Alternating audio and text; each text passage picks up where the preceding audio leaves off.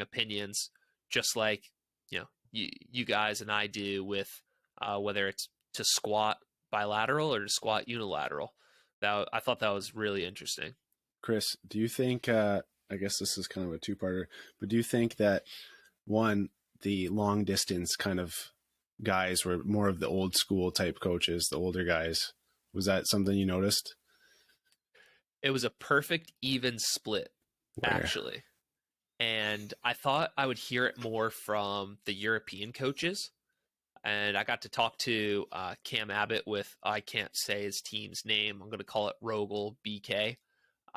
They're in the Swedish Hockey League. They just won the championship. And I got to talk a little bit of training with him. And he's a North American. So he actually said how he tries to get his guys away from the long distance stuff, which I was like, okay, awesome. But one of our kind of like oldest coaches was all about the long distance, or at least the hard. And then one of the younger kind of upstarting coaches at the college level was also about it. So I wonder more if it's just who you've been around and who you've been influenced by, right? Like if we did an internship for a coach who's all about the Olympic lifts, most likely we're going to have an Olympic lift dominant type of program. Yeah. If we intern or work with a guy who's sprint based, we'll probably have that. So yeah, it was kind of a split almost, Blair.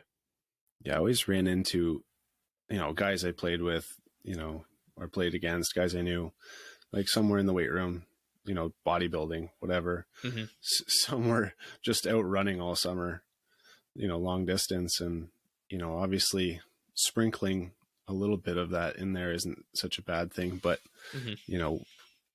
I'm on the same page where, speed kills, and the ability that repeatability of sprinting is going to be, dominant.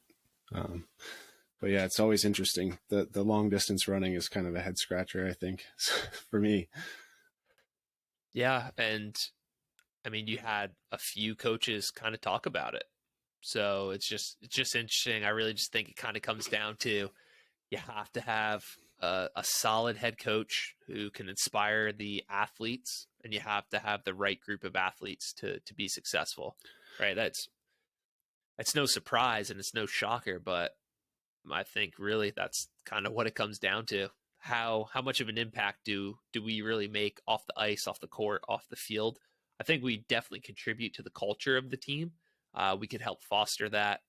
We could also destroy it, but yeah, you gotta align yourself with a good coach, and you'll be fine.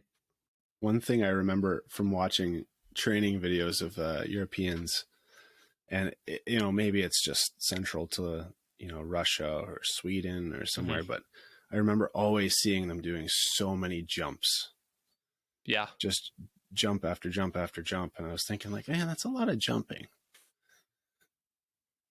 But especially with hockey players with know, just bad ankles, bad feet, bad knees, bad hips. Right? It's a yeah. lot of extra kind of wear and tear.